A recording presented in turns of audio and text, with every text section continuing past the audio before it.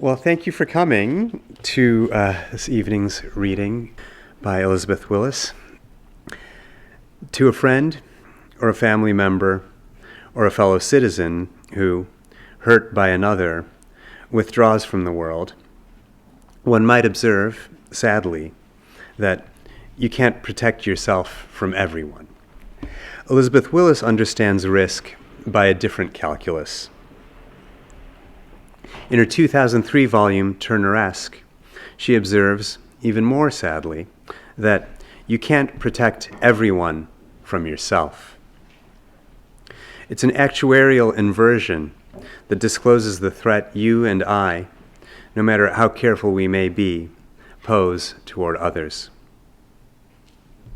Where some writers obsessively assess risk to themselves and others, Willis mourns the violent potential within identity itself.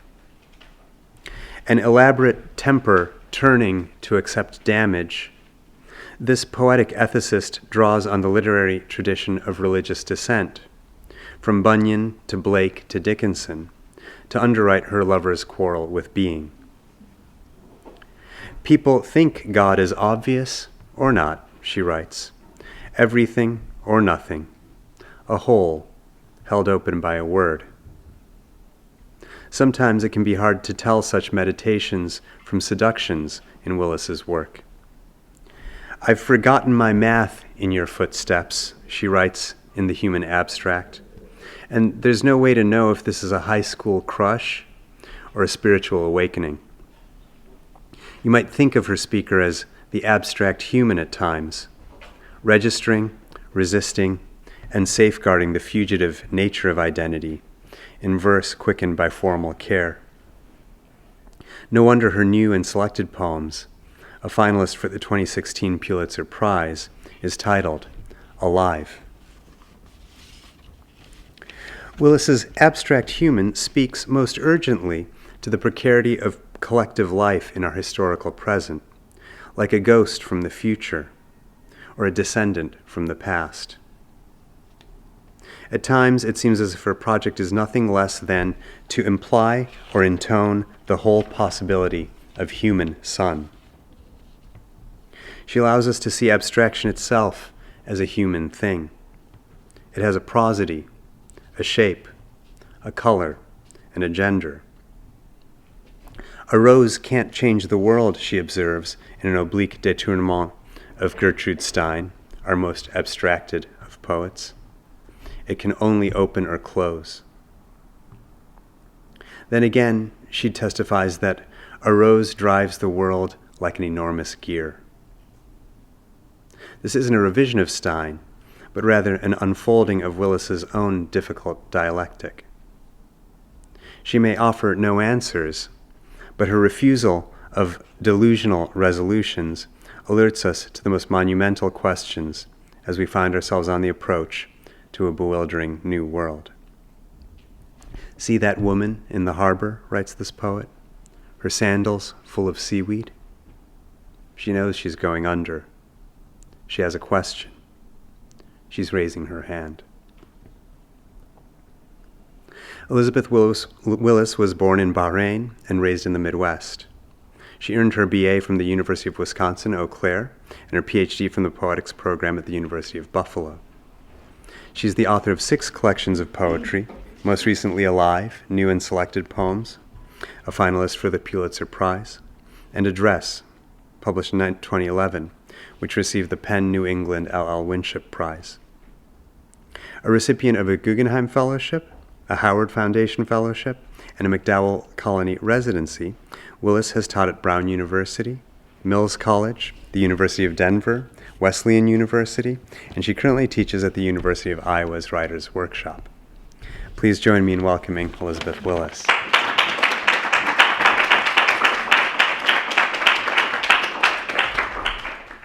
Thank you, Chiku. It's really nice to be here, and that was a beautiful introduction. Hi, Jen.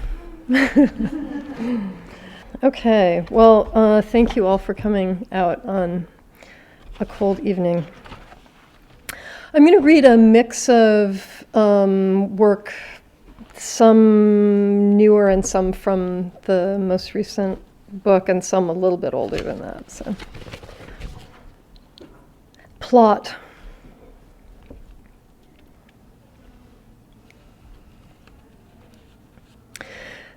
The second stage is sleeplessness. At first, there was worry. The third stage is ordinary people. The fourth, what to do. The first stage is chaos. The second is invention. The steam engine, the napkin, the picnic table, money. First you were walking across a bridge, then you were flying, then you were sweeping the floor. First comes love, then nausea. First pleasure, just a little pinch. First the pupa, then the wings. Wordlessness, night. The first thing is labor, the second we don't know. First comes water, then air, a hurricane, a sigh.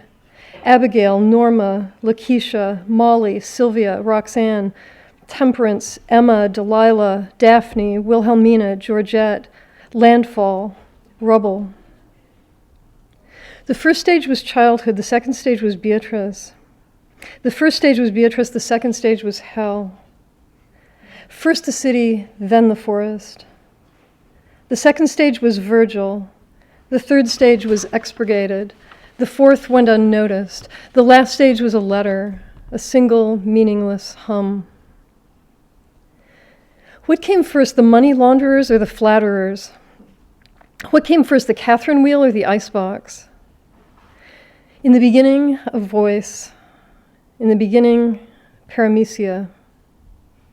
First carbon, then electricity, then shoes. In the beginning, a tree.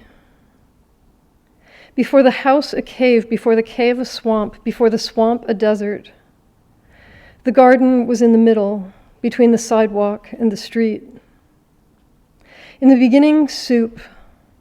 Then tables, the stock market, things on four legs. In the beginning, I was frightened. Then the darkness told a joke. Which came first, the river or the bank? Which came first, the priest or the undertaker? Which came first, crime or punishment? Which came first, the firemen or the cops? Which came first, conquest or discovery? The fork or the spoon, the point or the lineup, the FBI or the CIA? Which came first, gravity or grace? Which came first, cotton or wool? Which came first, the slaver or the ship? Which came first, the ankle or the wing, the hummingbird or the frog, puberty or ideology? Which came first, memory or forgiveness? Prohibition or women's suffrage? Coffee or tea?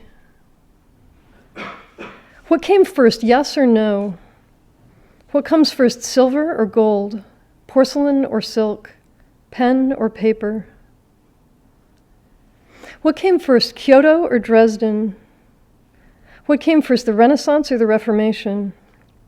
What would you rather be, a rabbit or a duck? Who is more powerful, Mephistopheles or Marguerite?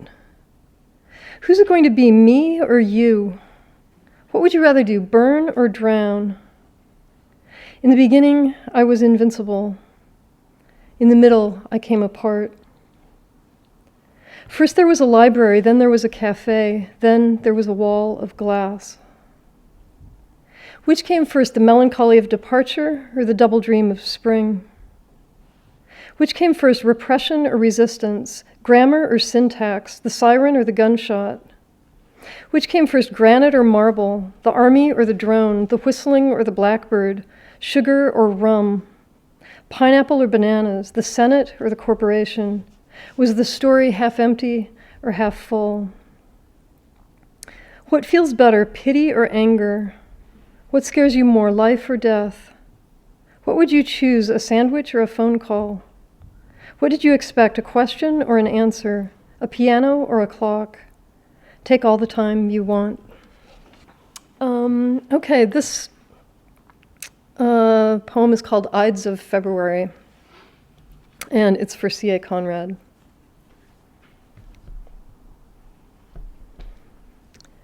The only failure, you said, is no love. I don't know where the moon was at the time. We hadn't even met on this rock. If you're lost, look it up.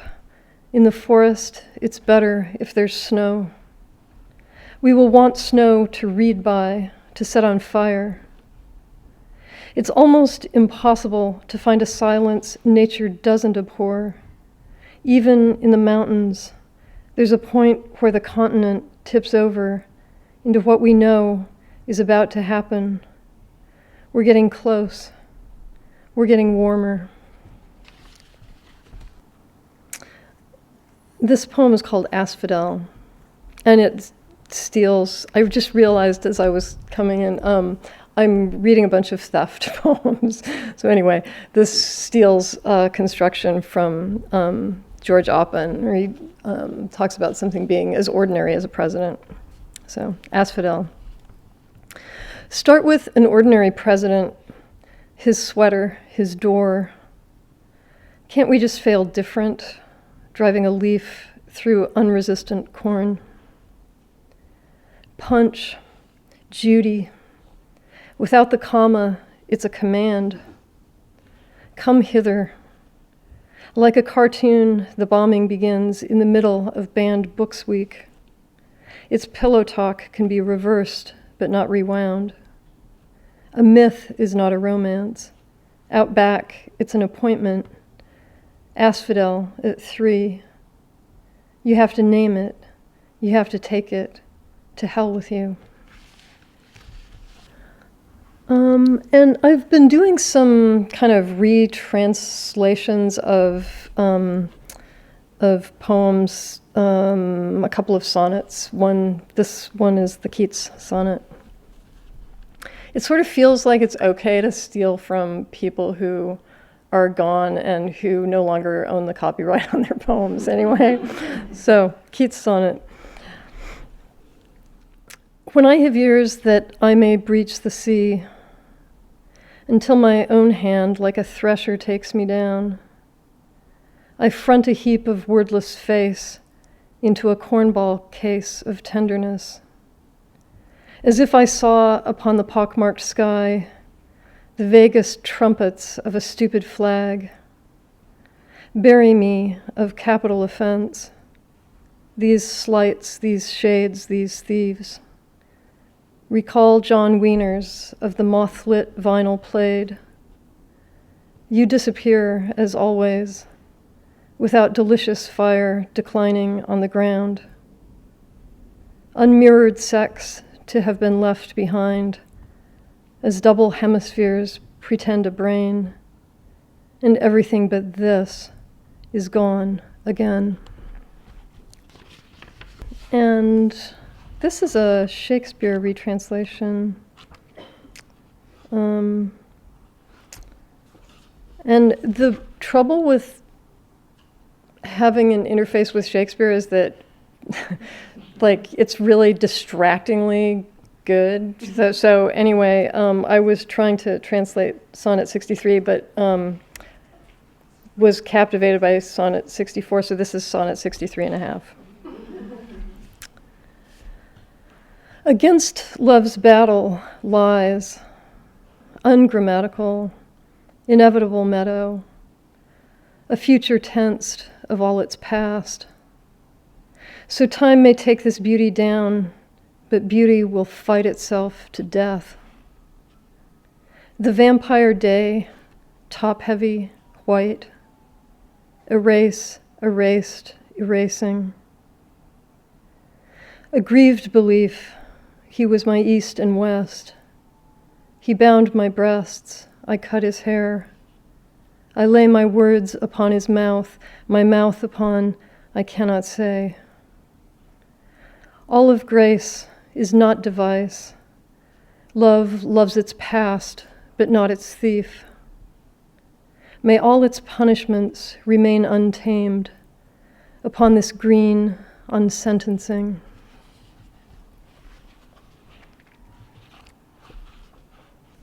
The title of this poem comes from Charles Darwin.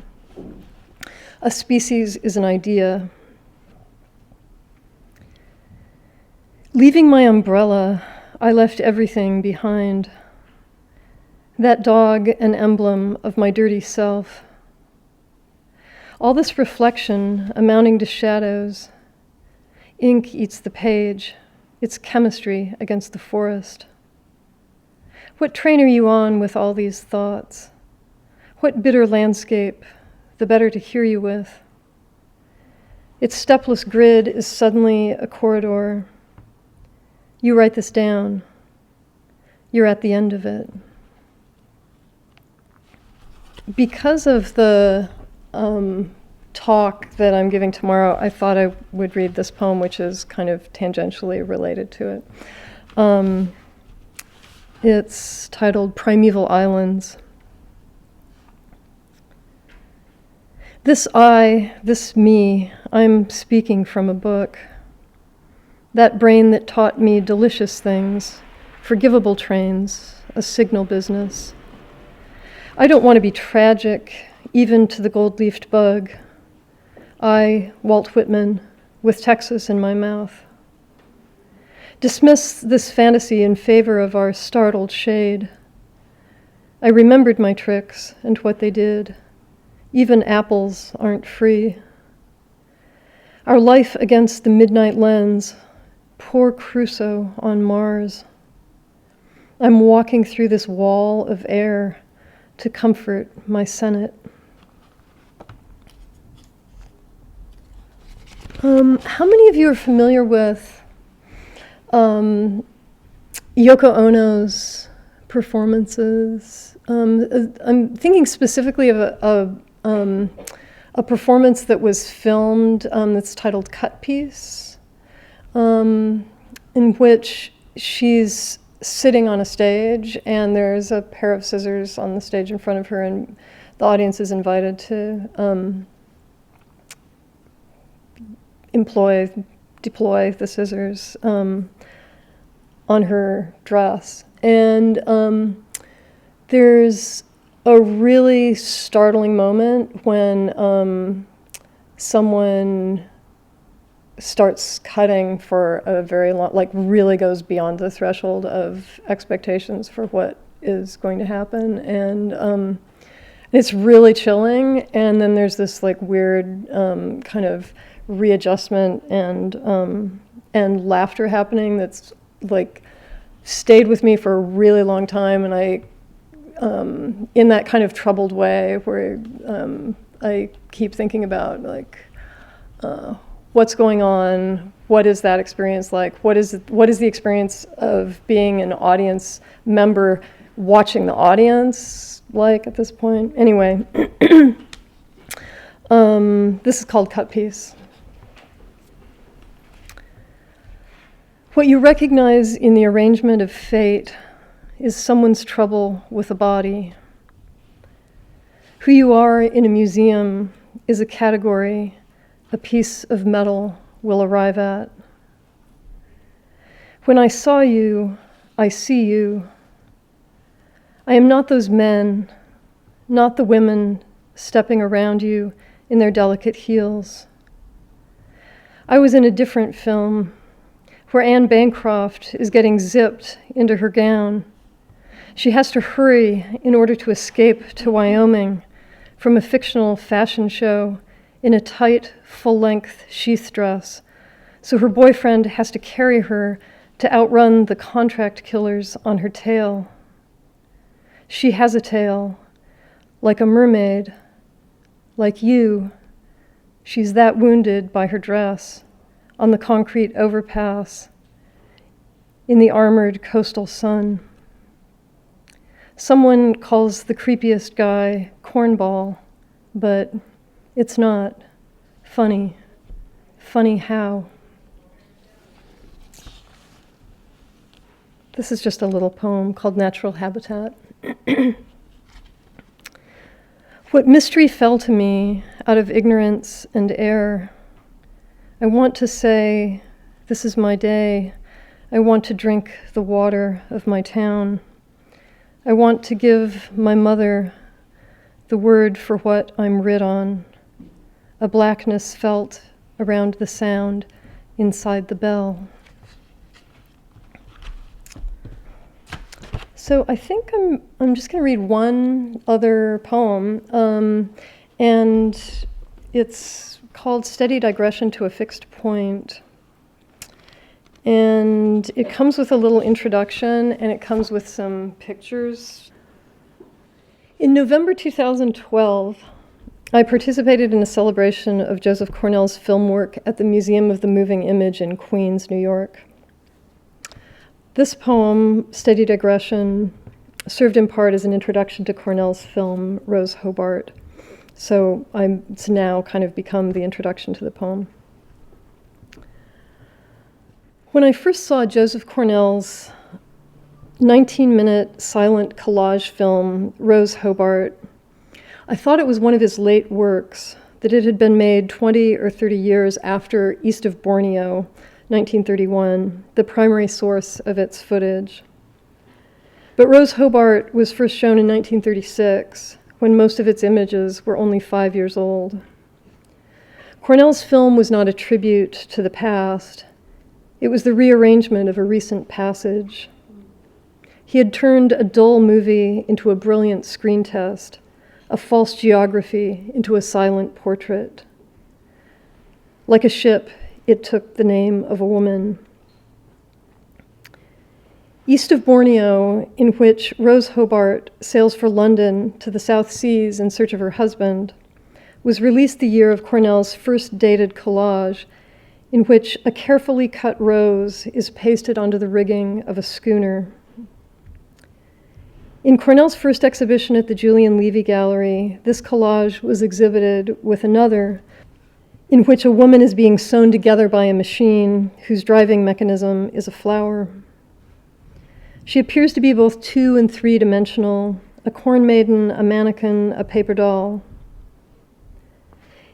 In another work of the same year, a severed hand under a bell jar, a rose in the center of its palm, and an eye at the center of the rose. Roses were under observation. Joseph Cornell was born in 1903, Rose Hobart 2.5 years later. She grew up in Manhattan and Woodstock. He grew up in Nyack and Queens. She began as a stage actress and was appalled at the working conditions when she arrived in Hollywood. In her autobiography, Steady Digression to a Fixed Point, she writes that when East of Borneo was being filmed, she was so physically wasted, she had to stuff her evening gown in order to keep it from falling off. And this is Rose Hobart in her evening gown. She began working for the Screen Actors Guild, organized other actors, and fought for an 8-hour workday. For this show of insolence, she was summoned to appear before the House Un-American Activities Committee in 1949. She was one of the first people called up. Ronald Reagan, the new head of the Screen Actors Guild, and many others chose to speak. Rose Hobart chose to remain silent, except to defend the right to remain silent. So this is dedicated to her and to Joseph Cornell. Okay, steady digression to a fixed point. A rose can't change the world. It can only open or close. A rose drives the world like an enormous gear. It pushes a schooner east of Borneo. When a body has been rearranged, it is held together with a rose. A rose is a weapon, a guide, a compass. It shatters the glass to explain a spilled blue shore. This is how we know we are in the presence of tragedy. You shouldn't have, you couldn't have, you did, you are. We piece together an aftermath. You is how we talk to ourselves. We is an I that sees itself among others. An assemblage makes of I a we.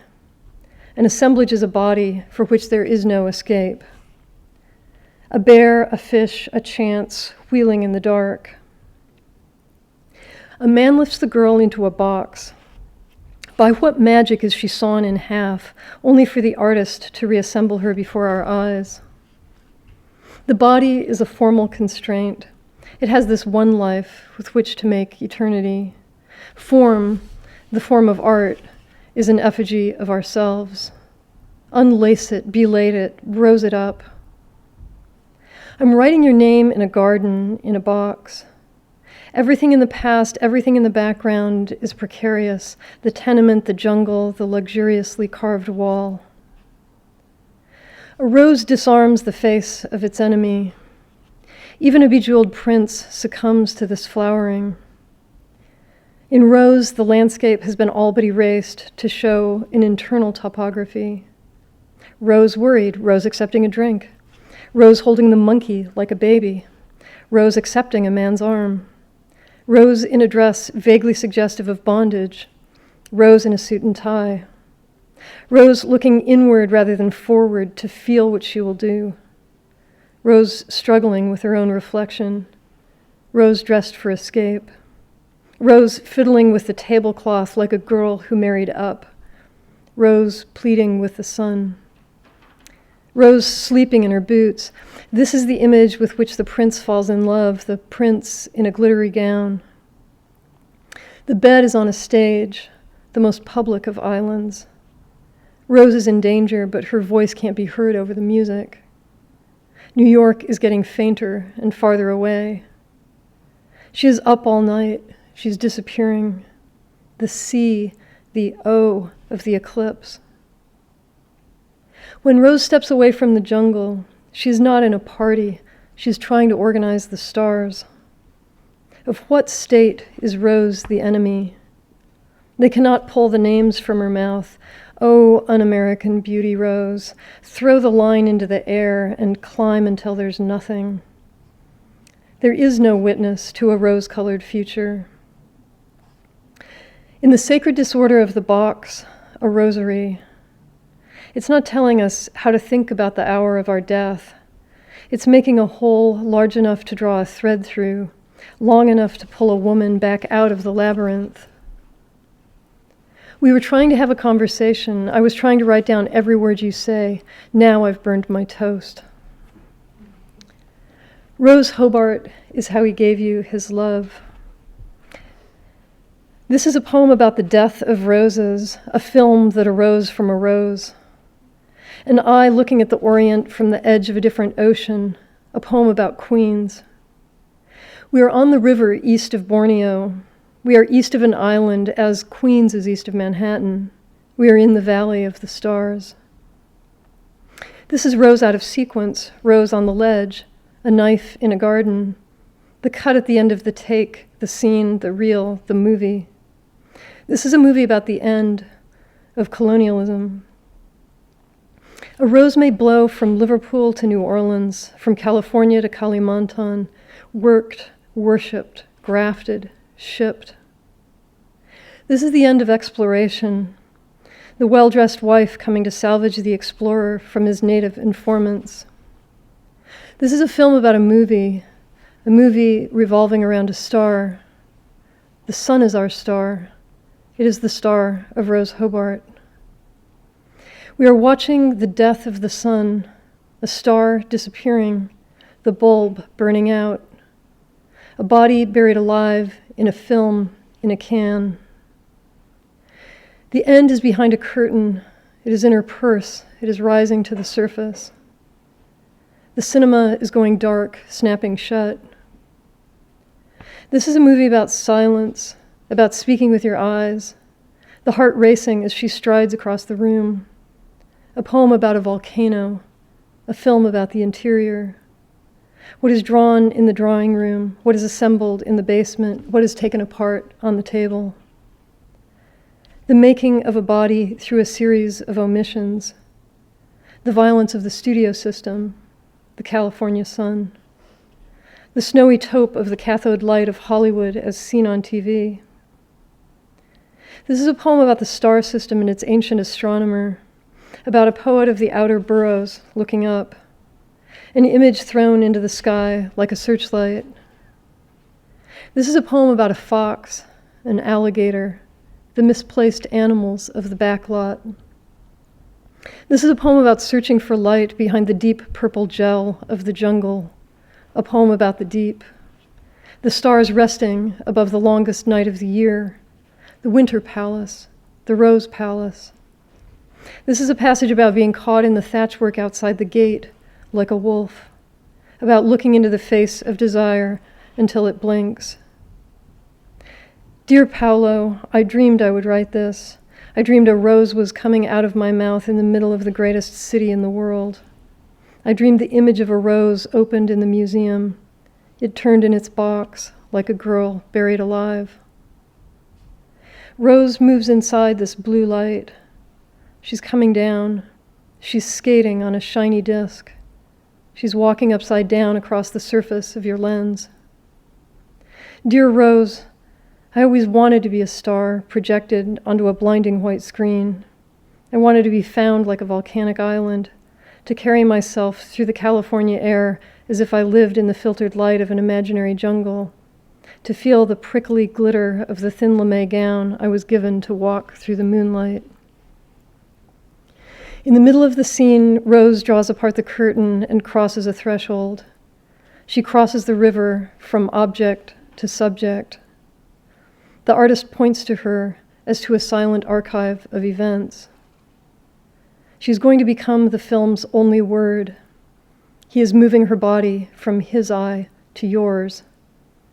He is saying this film is also a mirror, as all desire is a kind of mirror. He is saying, I too remain silent. I rest my case. Now we are one another. In the dark room, in the blink of an eye, in the moment we wrestle by the water. Leap over the fence, Rose, jump the cut. This is not a film about the death of cinema. It's a poem about eternal life. She's not a bombshell. She's not a volcano. She's a pearl, a drop of milk, an atom bomb. The present is full of sound. Time presses against us from every side. The tomb holds a body whose sound has been turned off, a box where pictures are kept. The mind is drifting down a river like there's something to fish for, but the river is just this. When the light is turned on, you will forget you ever saw me. All of this will disappear. The spongy silence around the body of Rose Hobart will fill the room with an occasion beyond words. Ladies and gentlemen, I give you Rose Hobart. Thank you.